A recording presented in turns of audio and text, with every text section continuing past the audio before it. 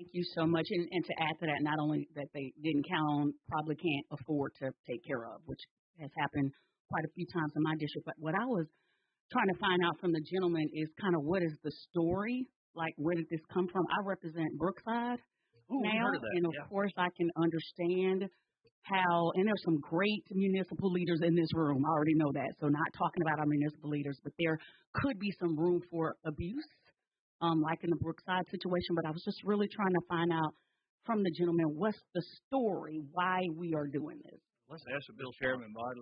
Let's ask the County Commission Association to come up and give their side of the story real quick. And we also have somebody from the municipalities that could probably talk about this for us. I see Mr. Brasfield standing in the back.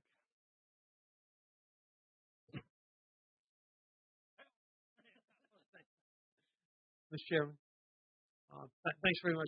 Members of the committee, this bill with the amendment would address a bunch of the concerns you've raised. The amendment says that the speed limit, if the city seeks to put a speed limit on county roads, it would be done only after a speed study is conducted to determine whether or not the road would handle that speed and whether or not the posting is appropriate. So I think that deals with that issue. There are tons of roads, as Senator Shamlin said, all over the state that are inside municipal limits that are the county's responsibility.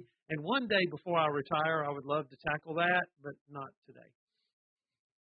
Thank you, Mr. Brasfield. I'd like to ask Sonny a question. Sure, absolutely. Okay, who's going to do this study? I mean, I'm like Senator Coleman here. These roads run in and out of one municipality into the other. Birmingham is unique. We have a lot of these roads that run through. So I'm just wondering, and you should be able to tell me how this is going to impact the larger municipalities. Yes, ma'am. Well, if a municipality does not seek to set the speed limit on the county road, then the municipality will have to do nothing. If the bill passes with the amendment, if the city wishes to set a speed limit on a county road, then the city will have to conduct the speed study. Most of the speed studies for counties are conducted by ALDOT, and it's just a mutual aid agreement. ALDOT has the expertise and the equipment and the people to conduct those speed studies. They're important, but they're not massively complicated. Senator Gudger. This is not for. Thank you, Sonny. I appreciate it. I'd like to hear from the league, if that's all right, just as an ex-city councilman.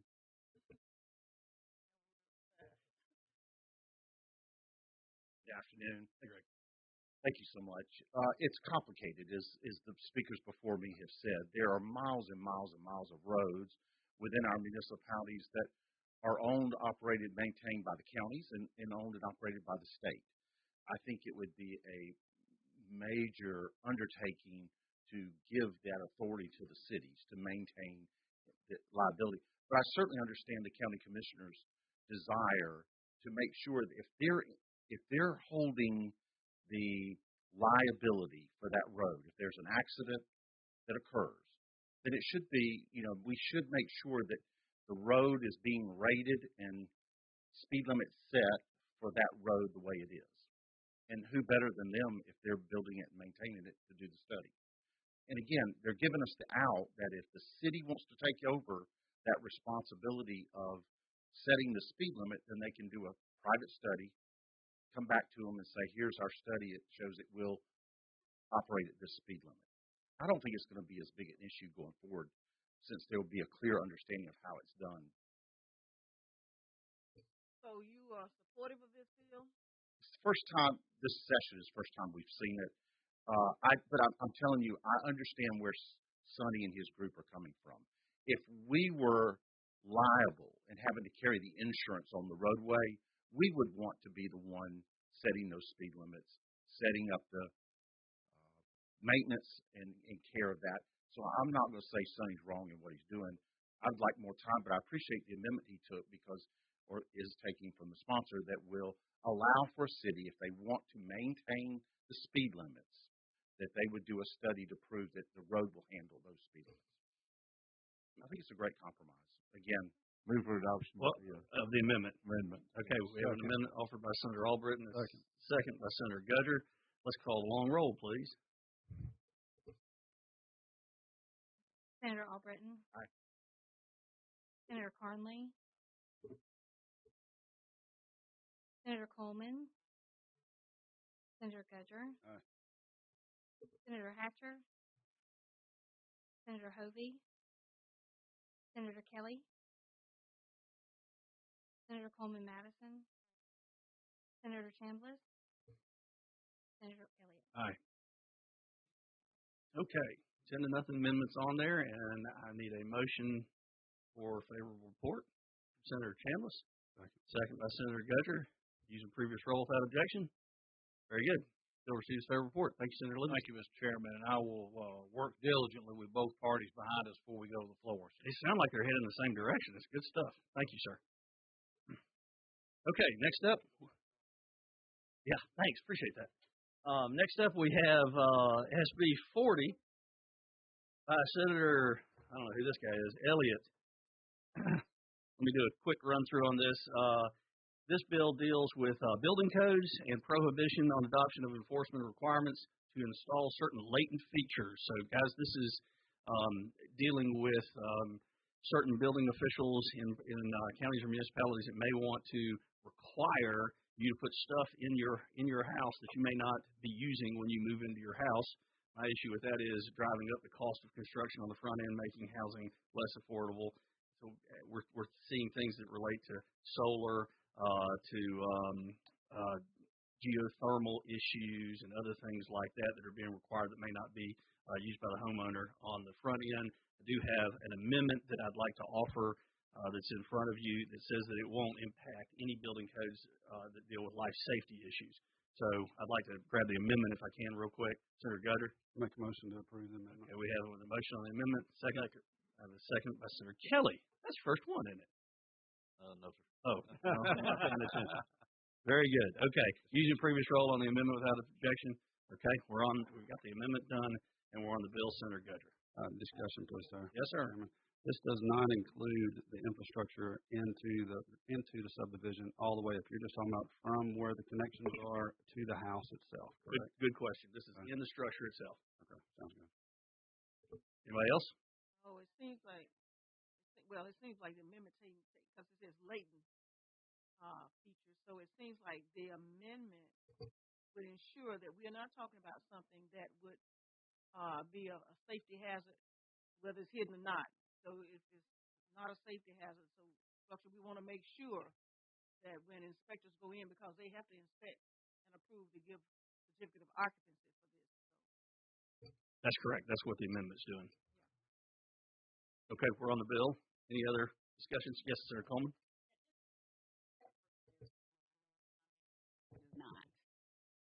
But this is just from the synopsis that I'm reading about what it prohibits the county from governing by municipal county governing body to do. So, say for instance, if we had one of these counties that was ultra green, and they decided that they wanted to make a requirement that everybody be on wind electricity, is this saying that this prohibits this? I'm just kind of remember. I'm trying to. You are on the right track. So it's saying you can't require that.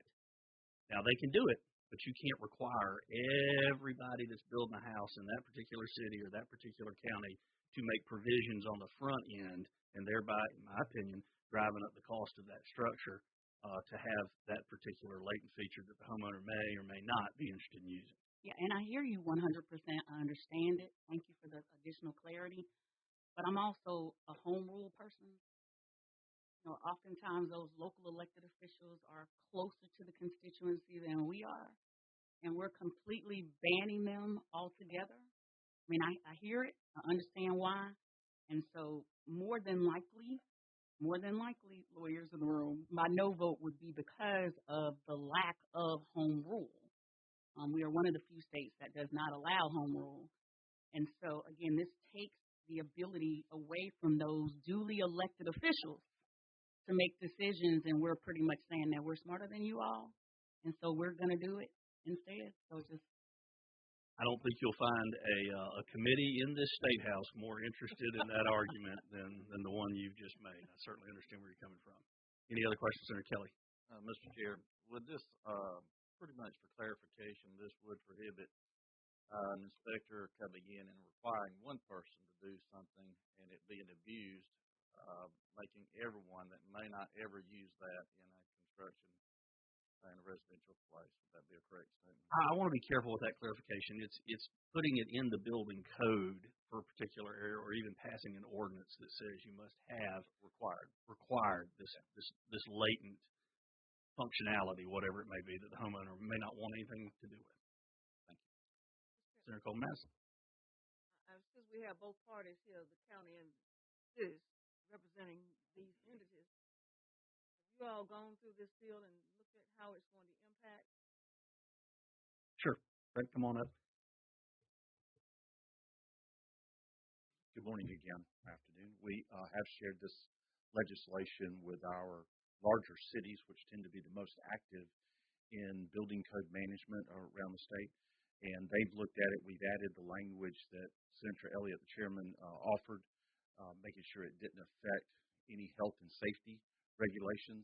But we certainly understand what the home builders are trying to do, and that some more aggressive states have looked at green energy and they've required the infrastructure for solar panels, or they've required the duplication of outlets for gas and electric stoves and things of that nature that the homeowner had no desire to have, never were going to use in their opinion, and yet so you're driving the cost up. And right now, I don't care where you go across our state, affordable housing is an issue. And so anything we can do to keep our housing competitive with again within the contents of health and safety, we want to be there on the front edge. Mr. Chairman, I know this is it's kind of a sidebar in a way, but you know, people, when you mention solar panels, it's sort of a red flag right now in Alabama. I don't know. Are we being charged? People being charged for extra who want to put in solar panels and as a penalty? I mean, you know, this is free energy here in a sense.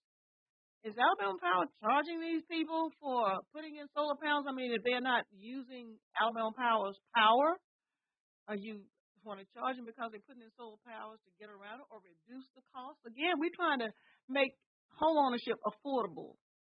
And solar panels and solar energy is something that really, this type of energy is something we need to be looking at. They're going to make their money, but can you elaborate on that if you know? I would just say, as it pertains to this bill, that if a homeowner wanted to do that, I want them to have the ability to do that. But if they don't want to do that, I don't want them to be forced to put that infrastructure in the structure to start with, thereby driving up the cost of their home. Don't leave the option to them. The option remains. I will entertain a motion for favorable report. I have a motion by Senator Albrecht, the second by Senator Chambliss. Favorable report. Using previous roll, do you want to? Okay, using previous roll, bill receives a favorable report. Okay, and here endeth the kumbaya. The booger. Senator Jones, SB 65. Thank you, Mr. Chairman, members of the committee.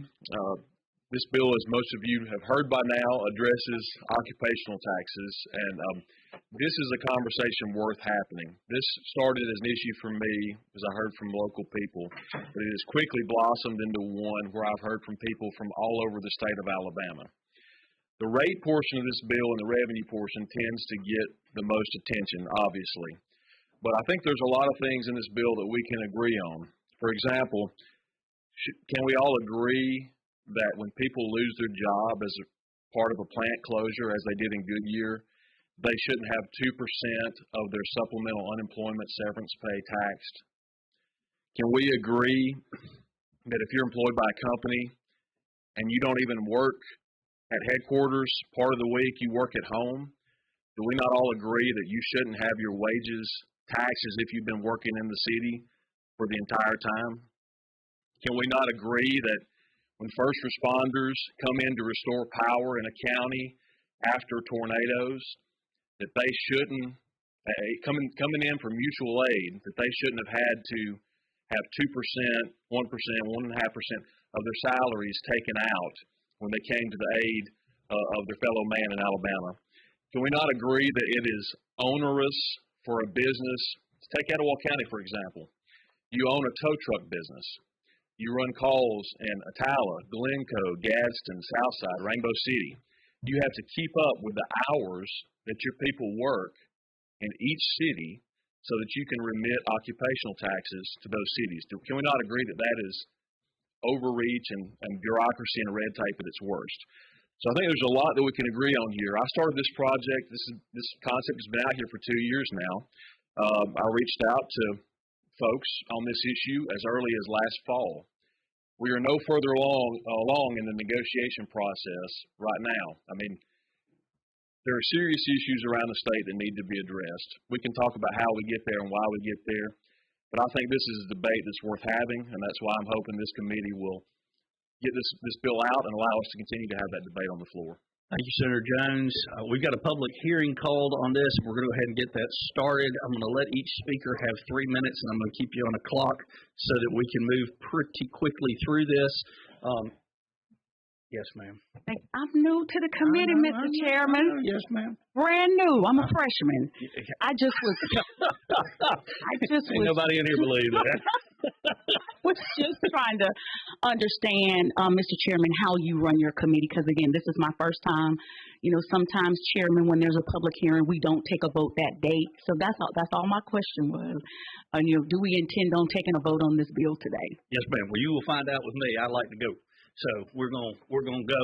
We're gonna listen to these nice folks that are here today, and y'all are gonna get to look at them when you vote, one way or the other, and we're gonna make a decision and move on. So that's not gonna always be the case, but in this instance, we're gonna go. The other reason for that is we're a little bit behind in the session because of the special, and I don't want to hold anybody up. So 3 minutes, Mayor Haygood, you're first on my list. It is good to see you again, my friend, and we welcome you to the committee. 3 minutes, if you don't mind, sir. Good afternoon. Thank you, Chairman Elliott. Yes, sir. Good afternoon, Senators. I'm here to speak to Senate Bill 65, Municipal Occupational Tax, and speak in opposition to the particular bill. I represent the city of Tuskegee, Alabama, and the Alabama League of Municipalities as its president. My main concern when I look at my particular city and the situation we face would be the loss of revenue. Many of our cities' occupational tax represents anywhere from 20% to 30% of their revenue in their budgets. That would be a major setback for many of our cities. Different cities in different communities depend on different resources to operate their city. Every city, as you know, is not alike. There are different things that support other cities. So we have to depend on those things that have been there. For us, occupational tax has been there since between the 70s and 80s, a number of years. So we build upon that and we plan our budgets on that. We have to look at our police and infrastructure that we provide for. I want to give you an example of just recently. We had our first industry coming to the city of Tuskegee. This industry came from South Korea and is the first location in the United States. It came to Tuskegee, Alabama. We have an occupational tax. That did not deter it at all. So that is not something that necessarily deters anyone from coming in because they're working with us. And we're working together on that. But in that process, we had to establish the pad there. We had to improve the Commerce Park. We're going to have to put a fire station there. Those are new resources that we have to expend to meet the requirements of that particular industry. So to cut our revenue would be major and catastrophic to us. We have bond and loan obligations, as many cities have. When you develop your budget, you depend on those resources. So we'd like you to consider that this is something we feel that should be allowed, each city should be allowed to deal with, based on their particular situation. We've had gaming revenues decline, other revenues in the community decline. We certainly don't want to see this as a revenue that's been there for a number of years to decline at all. 10 years ago, when I first got on the city council, our city was in a major challenge. And we've worked our way out of that to where we're strong financially and we're improving. We're making improvements in our community. We have our first industry. We want to keep in that direction. But that was because we managed those resources we had well. I ask you to please consider, let the citizens decide in each community. You're a state. You depend on different resources and revenues. Suppose as in other states that don't have income taxes, that you couldn't have your income tax. Not decided by this state, as other states do, who decide whether they want it or not. It's decided outside. So we're just asking to be allowed to let each community decide what they want based on their position and their understanding of where they are. We appreciate your consideration. We think this is strong for all our communities. We have a number of our cities represented here today with city councilmen and mayors. And so we ask that you oppose Senate Bill 65 because it is strong for some of our cities. It is a needed revenue, and it would interrupt our ability to plan where we're going and affect us and the quality of life of services for our citizens in our community. Thank you, Mayor Haggard. You're doing great things in Tuskegee. You are not kidding. There are great things going on. You're doing a fantastic job, sir. Mayor Fuller, you're on deck. Appreciate your consideration. Appreciate this help we've gotten from the state. Yes, sir. Mayor Fuller from Opelika. Yes, sir. Thank you, Mr. Chairman. And appreciate what my friend and colleague, Mayor Haygood, had to say. And I appreciate the opportunity to speak about our opposition to Senate Bill 65. I'm now serving my 5th term as the mayor of the great city of Selma. And we've had an occupational license fee since 1964 when we successfully recruited Uniroyal to build a tire production facility in our community. Now, that fee was 1% until July of 1991 when it was increased to 1.5%. Now, this occupational license fee has been in our DNA for 59 years and is presently structured for 32 years. Certainly, it's tied to the good faith and credit of the city of Opelika with bond issues that we have. Back in FY22, it produced revenue of $15.3 million, which is 19% of our annual budget. It's a critical revenue stream for our community. Part of the funding that we do is $5 million to Opelika City Schools, and we have a great school system, but they need that support from us to maintain the school system. Having an occupational license fee has not prevented us from successfully recruiting world-class companies to Opelika. In the late 90s and early 2000s, we had 5 major industries: Uniroyal, Diversified Products, Ampex, and 2 cotton mills, or textile mills, West Point, Pepperell, and Leshner. All 5 of those are no longer with us. They left in the late 90s and early 2000s. Now, our community we could have had a pity party, but instead we went to work.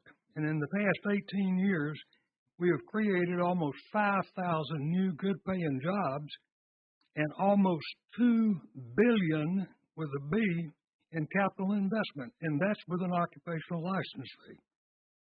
And regarding annexation, the way we're growing in Opelika, there's no question we're going to need to annex more property for new and expanding industry and additional good-paying jobs. We'll need that OLF to help pay for required infrastructure, such as roads and bridges, water, wastewater. We believe the occupational license fee is a local issue. And every 4 years in the city of Opelika, just like in Tuskegee and other cities, our citizens have an opportunity to address that. I respectfully ask that you vote no on moving SB 65 forward. Thank you. Thank you, Mayor Fuller, and you win the prize for stopping at 3 minutes exactly. Mayor Seagraves from Gewin. Good afternoon. Welcome. Thank you for allowing me to address this committee, and good to see my good friend Garland Gudger. The occupation tax was established in my community in 1984.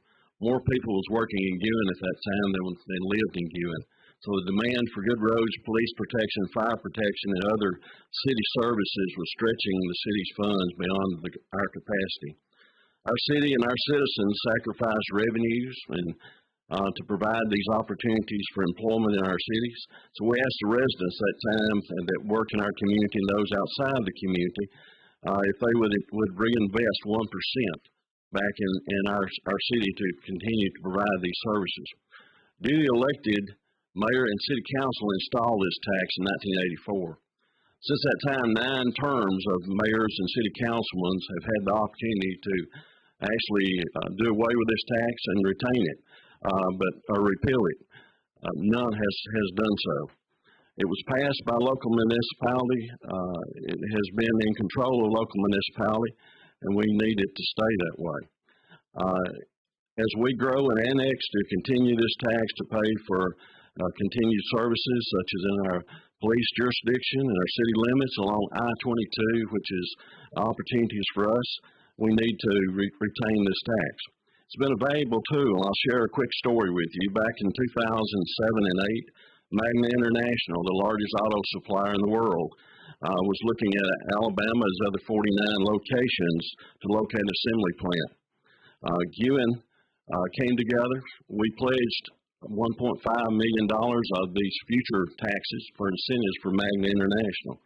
Along with our other partners in the region, we raised some $16.5 million, and we competed for 3 years for this plant. After 3 years of competition, the last 3 cities was Chattanooga, Tennessee, Abington, Virginia, and Gewin. What stands out right there? We belong with those two. But because of this tax and other tax from the other cities, we were allowed to compete economically with these larger cities. We won the project. And unfortunately, the recession of those 2007 to 2008 put that project on hold. Some 3,500 jobs have been created by this tax. So it can be used and has been used as a positive tool for economic development. So we oppose Senate Bill 65, and we ask for your favorable consideration. Thank you so much. Thank you, Mayor. Senator Gutter. I have a question for Mayor Seagroves, please, Chairman. On that, I just want to make sure I heard you say when you have that occupational tax, that money goes back into economic local incentives. It's not just going in the general fund and you're doing something different with it. We have the opportunity to put it back in the general fund, but it came and can be pledged for strictly economic development, such in the Magna situation. Thank you, Senator Gudger. Thank you, Mayor. Next, we have Mayor Taylor from Rainbow City. Mayor Seagraves, I remember that project in detail. We may have been in the running for it down in Baldwin County, too. Thank you. Good project. Yes, sir, Mayor. Go ahead. I'm Joe Taylor. I'm the mayor of Rainbow City. I stand in opposition of Senate Bill 65, not in opposition of my senator. I want you guys to know that, for 2.5 years, I started out with a 4-year term, and you guys extended that to 1 year, so you owe me a little something. So now we're at 5 years, and I'm not really sure if that's what I signed up for. But I really want you to know that this is about economic development. This is very simple. We have a memorandum of understanding with the local county commission, which is very odd to find a city that can get along with their county commission. But we have that in place so that we can bring in 1,100 acre mega site into our city.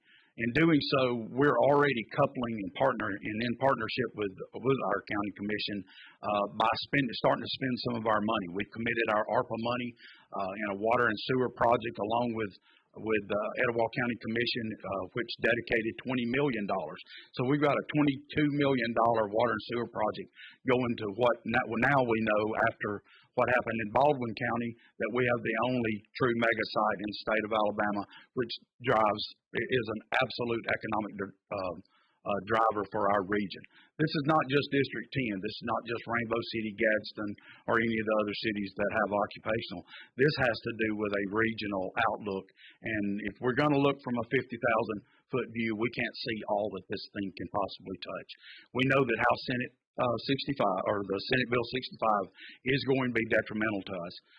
It is 26% of our budget, and looking at this, I don't mind that you would take me off the end of the pier and tell me to sink or swim. I don't have a problem with that at all. But please don't tie our hands and then push us into the water. And I thank you. Thank you, Mayor. Okay, next up we have Chief Reed, Fire Chief from Gadsden. Welcome, Chief. Chairman, committee members, thank you for allowing me to speak today. I am Will Reed. I'm the Chief of Gadsden Fire Department. I've worked for the City of Gadsden for over 25 years. In the past few months, we have expanded to provide better services for our community than we ever have before. However, with this bill, I worry that we will not be able to provide the services that we have in the past. I'm speaking to you as a first responder today, not someone coming into the city. I work for the city. Our city triples in population every day. We have more people working in our city than we have living in our city, so we're having to provide services for these people. We currently have 7 fire stations, and a large portion of our funding comes from this occupational tax. That is all in personnel costs. So the only place we have to cut that is personnel cost. Unfortunately, we would have to cut 3 of our fire stations if this happens. We would lose down to 55 firefighters from 115. Our response times would increase because we would not have as many firefighters responding in the vehicles. If these cuts come to fruition, our ISO rates would suffer. We currently have an ISO rate of 2.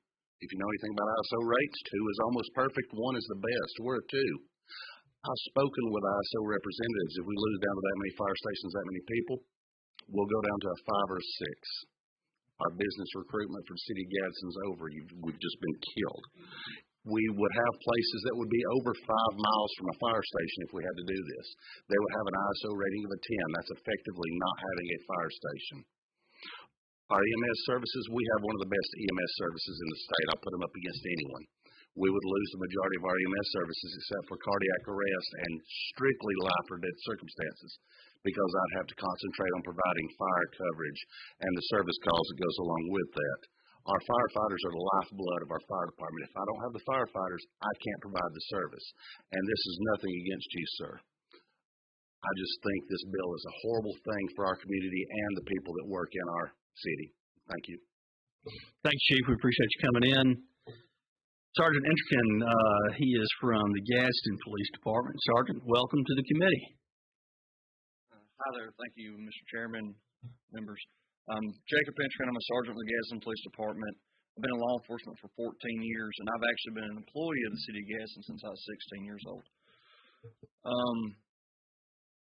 I'm here speaking on the officers of the department. Currently, right now, we're about 27 officers short where we should be sitting about 106. With the occupational licensing fee, which incorporates 43% of that money goes towards city services like law enforcement and fire, like Chief Reed spoke on. With that money being cut from the budget, we would probably lose a lot more staffing. Attrition rates would rise within the department. Lack of officers, crime rates are going to go up. I'm not saying nothing that you don't know. We're already seeing it right now with, officers are already overworked, they're underpaid. This is the time we should be talking more about, getting officers pay raises and stuff like that instead of, are they going to have jobs coming up? My full-time job with the department, I'm the training sergeant. I work in, I try to put officers on the road, and I strive to put the highest quality trained officers on the road that I can. I've been doing that for a while, and I've come to find out that there's 3 things that make a good quality police officer on the street. Number 1 is equipment, and we know that costs money. Good quality equipment gives you, good product to do with. Second would be the training. You got to have the training to go with the equipment, the ability to do the job, knowing what to do, what not to do. And the third part of that is the mindset of the individual. Do they have the mindset to go into the dark alley when they have to, and then go into the sunshine and rainbows and put that smile on the face when they got to do that as well?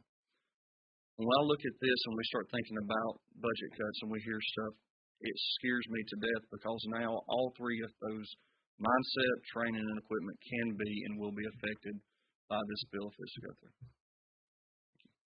Thanks, Sergeant. We appreciate your service very much and your testimony here today.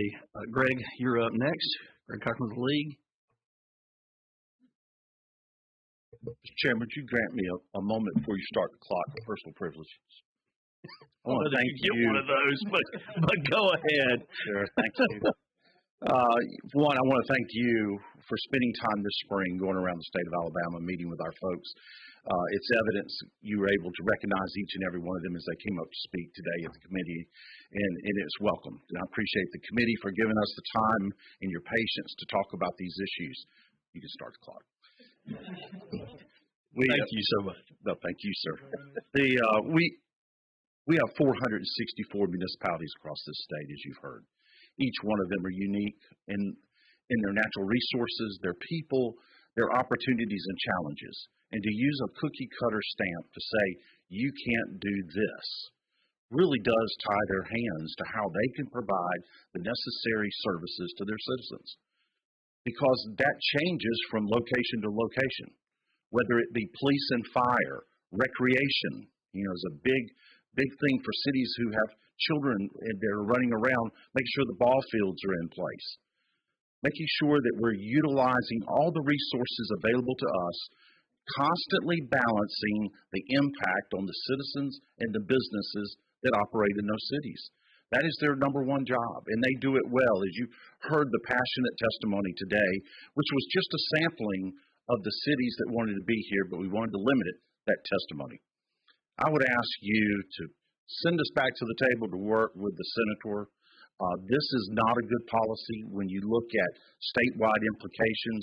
You passed a bill 2 years ago that stopped any additional cities from having an occupational tax without coming to the legislature. So no one else can do this without coming to you first. To continue to beat up on the cities that have one and that need these revenues to do the essential services is important. We would ask you to continue to allow cities to operate and manage their own resources. Thank you very much. Thank you, sir. I appreciate it. You were under time even with your moment of personal privilege. I appreciate that. I have Neil Morrison from the city of Birmingham as well. Neil, you're recognized. Thank you, Mr. Chairman. First of all, want to tell you how much I appreciate what you do. I have served where you're at in the lower chamber. So I sit back there and struggle because I really feel for you because this is a tough decision. I apologize for my voice. It's tough because y'all have been put in a position of power and you've got to make the right decision. And I'm here on behalf of the city of Birmingham. The mayor could not personally be here, but he's opposed to it. And you might say, well, why would Mayor Birmingham care? Because he cares about all cities in Alabama. He cares about government as a whole. I'm not going to repeat what you've heard, but I want you to really think hard about this. For decades, several of us tried to make sure the federal government quit telling us what to do at the state level. We tried repeatedly, but yet they continue, and we had to live with it. I'm simply saying what you're about to do, if you pass this, you're basically taking away the rights of these cities to make decisions for their citizens. Citizens that don't like it, vote them out. I mean, I'm in favor of that. Get rid of them. But please don't do this. I mean, I know it's tough because there's not a soul in this room that would be honest to you that would tell you they're in favor of taxes. I don't know anybody. I used to raise all kind of cane in the house about it. Some people serve with me. They can tell you later, Mr. Chairman. But another thing that scares me is some of these smaller communities and larger ones have used this revenues to do bond issues and borrow money. You know what happens when you take this away? Those people can come back and say, we're taking it all back.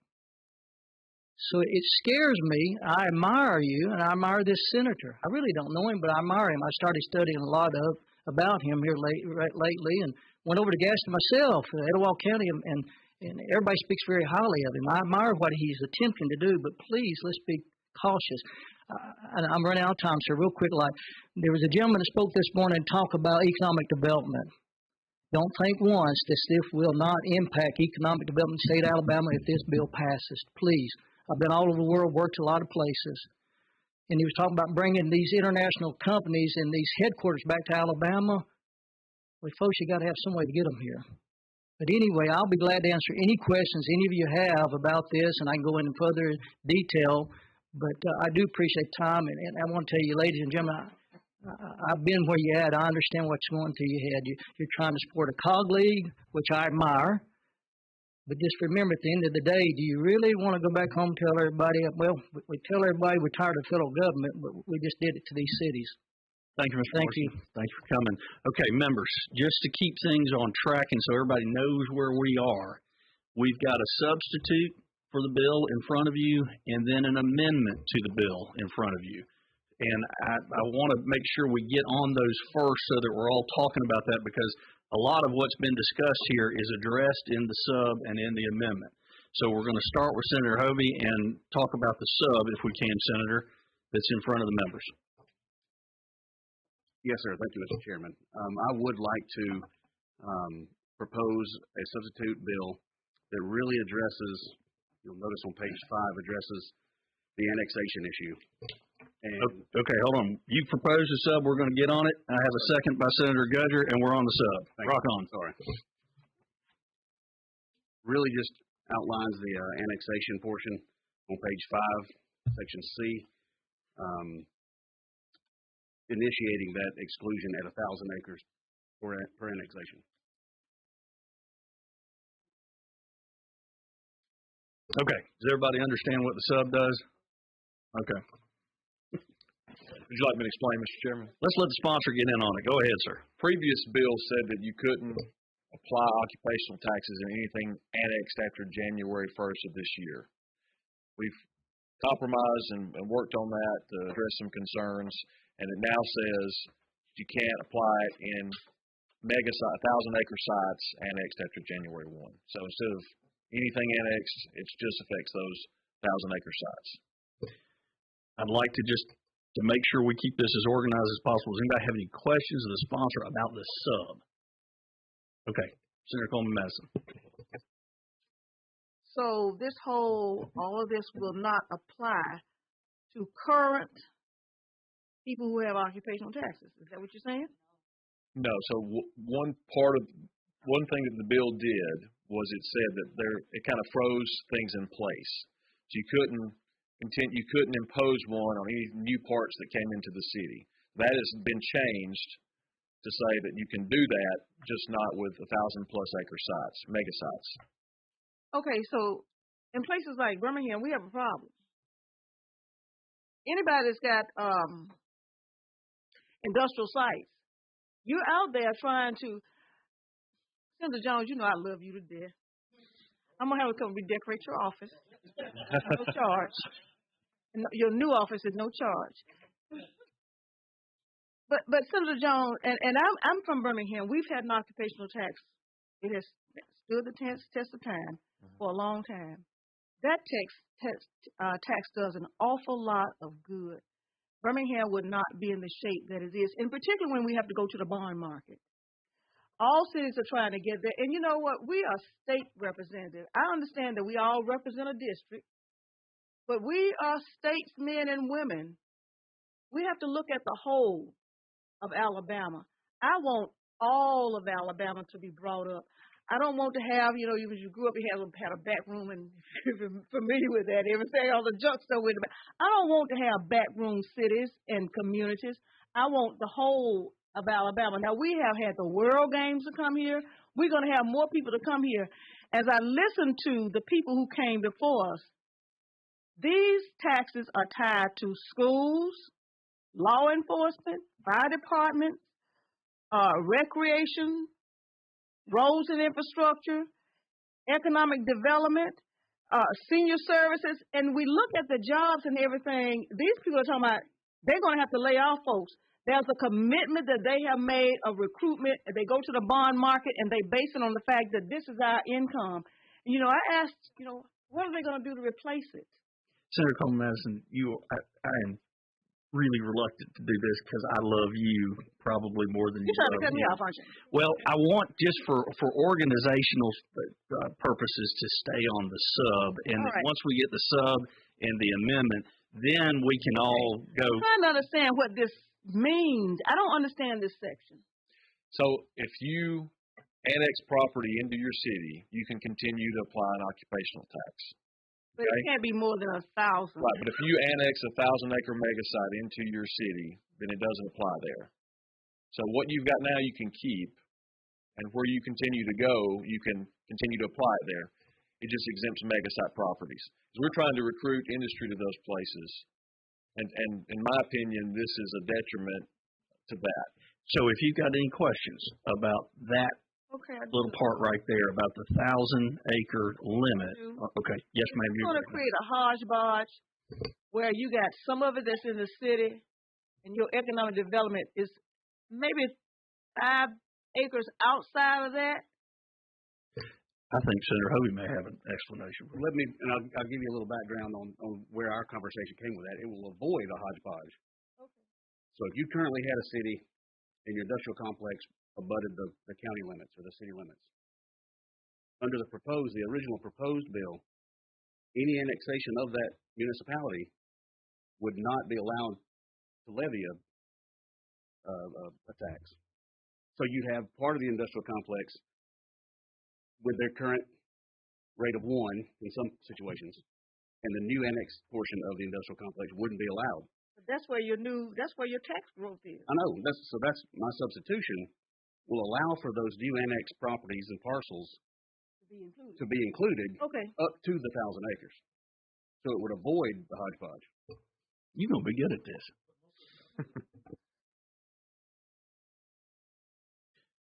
Senator Hatcher's asking about most industrial mega sites are more than 1,000. A mega site, perhaps, but I mean, I don't want to overstep my authority. But I mean, most of the annexations in the industrial complex may be 1,000 acres, but the annexations thereof are typically well south of 1,000 acres per annexation. Senator Coleman. That's a stifling. Okay, I'm sorry. No, thank you, Mr. Chair. So my question is about the substituting. I want you, if the gentleman will correct me if I'm wrong. Okay. We had a discussion. I gave my whole impassioned story about being from Jefferson County prior to when we had the occupational tax court case happened. We lost, for those of us that supported it, and I got a refund check from Jefferson County for $54.55.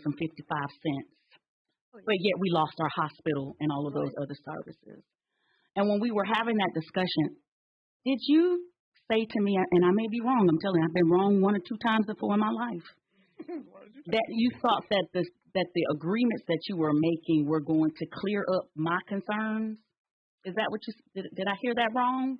In terms of the rebate checks? Well, no, I wasn't talking about, I was just giving you the story about, my personal experience and how the occupational tax itself helped a whole lot of people, and me getting $54 back. I mean, that ended up resulting in us losing our hospital and other services. I'll just say this, Senator. Median household income in Alabama is about $53,000. Okay, 2% tax rate, which is 5 of the cities I represent have 5 of the 6 highest rates in the state. That's $1,000. That's a long way off from your 54. Maybe somebody would have 54 if they were working from home, 2 days, 3 days here and there.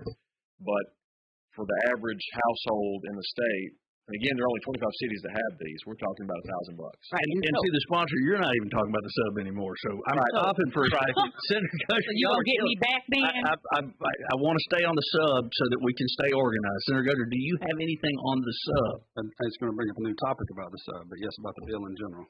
Killing me, Smalls. Go ahead. I know how much you love police jurisdictions anyway, so I thought I might go ahead and bring this up in here. But can you tell us a little bit more about police jurisdictions? Because recently we've talked to some of the mayors that were in Marion County, and so you heard from Mayor Seagraves today. But tell me a little bit about that aspect of it. My understanding is that there is a Supreme Court decision that says you can't apply them in the police jurisdiction. But my understanding is also that they're currently being applied in police jurisdictions in some municipalities. So this kind of says you can't do that. You can't apply it in the police jurisdiction. And as we go forward, and let's say that this comes up and we're going to vote on this, it sounds like, Mr. Chairman, but as we go forward, I'd like to talk to you more about that if this passes and goes to the floor, if that's okay with you. Mr. Chairman, we're happy to do that. Senator Chambliss. Call for the question on the subs. Okay. We can be. Ladies and gentlemen, we're on the sub. We're going to call a long roll on the sub.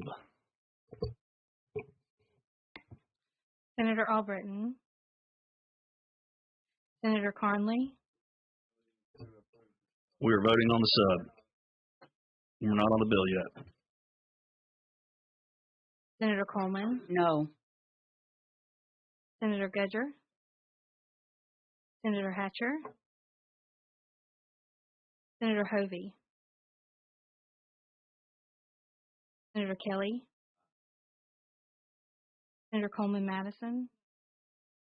Senator Chambliss. Senator Elliott. Aye. Okay, the ayes have it. We've adopted the sub, and then next up we have an amendment to the sub, and that, members, is in front of you, and I will recognize Senator Chambliss.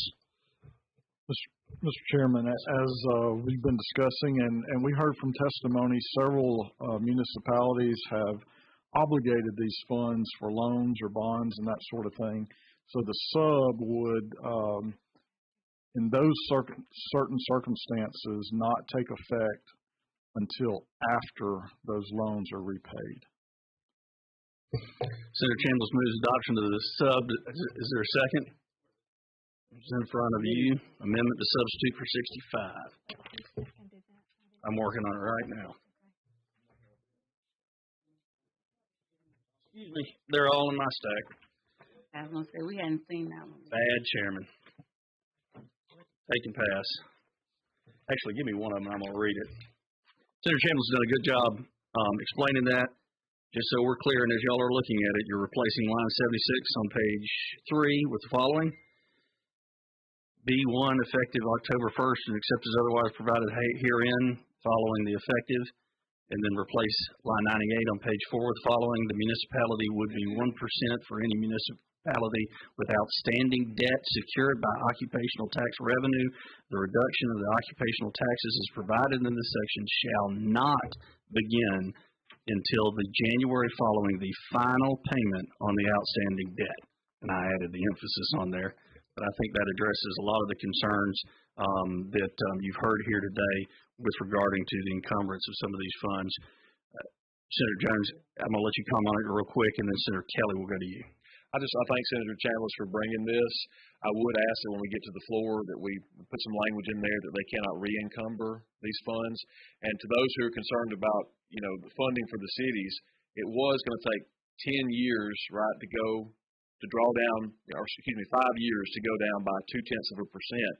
Now, if they've got a 10 or 12-year bond, it's going to take up to maybe 17 years. So it gives them for those of you who are concerned about loss of revenue, they've got more than enough time now with this amendment on to know that it's coming. Okay, I'm seconding the amendment, and we're going to use previous roll unless y'all object to it. Those who voted no previously?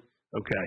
And then we're on the amendment. The amendment is adopted now. The amendment to the sub's adopted using previous roll. Okay. Now, we got a substitute that's been amended, and that is before us, and it's time for discussion.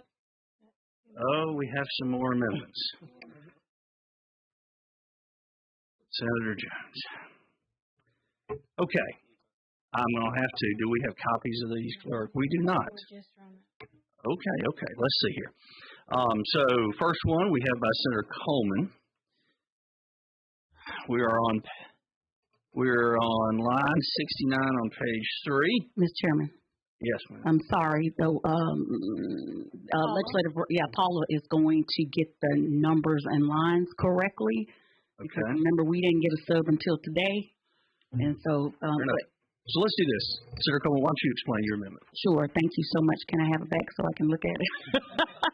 So what it attempts to do, to the sponsor of the bill, and I'm going to tell you, I hate this when this happens to me, when something comes up, right, and we hadn't had a discussion about it. But you kind of knew my feeling about my particular cities that would be directly impacted, in addition to my cities that are impacted or could potentially be impacted by the legislation if passed, the city of Fairfield and the city of Bessemer. And Bessemer mayor actually texted me today to tell me this would be devastating to him. I want to also include in eliminating a few more cities, the city of Birmingham, the city of Gaston, city of Atala, city of Tuskegee, city of Troy, city of Gewin, and I said Bessemer, Fairfield, as well as the city of Sulligent. From this particular piece of legislation. Again, in the vein of home rule, where these cities have had these occupational taxes, these mayors have impactfully told us the impact to not only the constituency, but the overall opportunity for economic development and growth. I'd like to have these cities eliminated from this piece of legislation. Okay, so we're on Senator Coleman's amendment here that will strip out any of the cities that have an occupational tax from Senator Jones's bill banning occupational taxes. There's 25 cities. Okay, it's just a few of them. That's the majority of them. 3, 4, Senator Jones, would you like to speak to the amendment real quick? Of course, I have to be opposed to this. I do think, Senator Coleman, there's a chance that we could work together on something. I've offered to let some people vote on this issue, but I've been repeatedly turned down because nobody wants to put it on a ballot because they know how the public is going to vote on this issue. So I would say, I'm willing to talk with you on this, but I would just respectfully ask the committee to oppose the amendment. Thank you, Senator Jones. Thank you, Senator Coleman, for the amendment. Yes, ma'am. The only issue I have with the statement that Senator Jones has made is the fact that this is really a local issue. It is all local. Every city has an opportunity during every election. If you don't like the people because you said we want you to get rid of them, then we're going to get rid of you and put somebody else in. And I really hate because we have a single situation because I don't hear anybody else talking about it. Nobody else. This is the first time elected officials, and no elected official has come down to us from any city and said we want you to get rid of other than Senator Jones. And I still haven't heard from the people that I have heard from in your city. They are not in favor of the bill. So I have not heard from any elected official or people who represent that city saying that we like Senator Jones' bills, we got to have it. And I don't know why we would impose our will because, and the question that I ask is that where does it end? Who's next? Mm-hmm. Okay, thank you, Senator Coleman Madison. We've got a motion and a second on the amendment. The sponsor has asked us to vote no on the amendment, just so we're clear on that. And I need to do a roll call real quick, so we're going to do that, Clerk. So this is for the second amendment. This is for the Senator Coleman amendment. Okay. Senator Albritton, Senator Carnley, Senator Coleman. Aye. Senator Gudger. No. Senator Hatcher. Senator Hovey. Senator Kelly. Aye. Senator Coleman Madison. Aye. Senator Chambliss. Senator Elliott. No. Okay. Thank you, Senator. The amendment. Senator Elliott? Yes, sir. I just want to go on record with this because I've heard a lot, and I'm very concerned. And Senator Jones is a good friend. I enjoy your coffee immensely. But I am, as my colleagues across the way have echoed, this is deeply concerning. This is actually the definition of big government, Senator Jones. And I don't know how, Senator Coleman Madison just said it very eloquently, how we dictate to municipalities their revenue streams. And the fact that, and I know how important it is because I know that in the last quadrennium, the very first item on the House calendar was to make sure that this city, Montgomery, did not get an occupational tax. I've heard, and I was really moved by what public safety have said. People who, we want these services, we need these services, but somehow or the other, we forget how we have to pay for these services. And so, a part of the concern for me is I think someone just raised it, and that is that I do know this much, Chairman Elliott, whenever you have this many amendments, it means you've got a serious situation with the bill. And that's one that I think we have to think out a little bit more. I hear you. I hear the ideology around this as it relates to it, but I'm very concerned that what we're doing to local municipalities can be incredibly disruptive. And I'd like to hear more about that. And potentially, if we vote it out of committee, then obviously we'll get a chance to hear more on the floor. But I do want to put this on the record now. Thank you, Senator Hatcher. We have an amendment offered by Senator Coleman Madison, and I don't want to speak for you, but it's one I've seen before. I think my Jefferson County friends keep this in their back pocket, and it says that this act shall not apply to a Class 1 municipality. Did I do a good job summing that up? You did. Okay. I'd like to vote, in this second, I'd like to vote that using the previous roll unless there is an objection to it. Are there any objections to using the previous roll? Well, I would be aye on that one. Oh, you're right. Well, let's do a long roll then. Let's do a long roll. Yeah. Can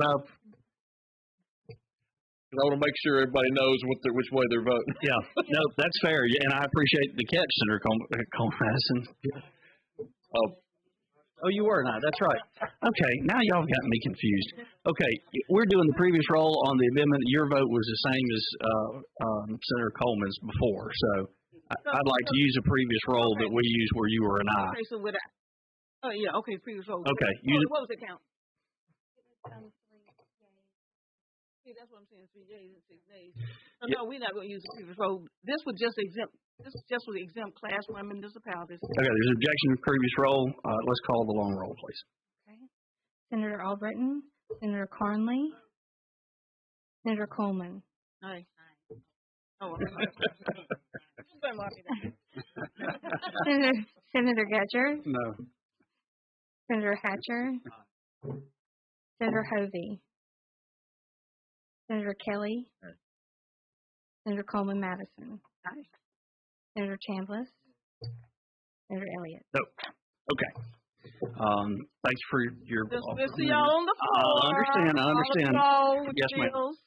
May I please say one more thing? You, of course. So now you getting a chance to feel my spirit. You know how it's going to be for the rest of the time we're on the committee together. Yes, ma'am. I just wanted to make a statement because I know some people cut their own deals for their own areas, and that's fine.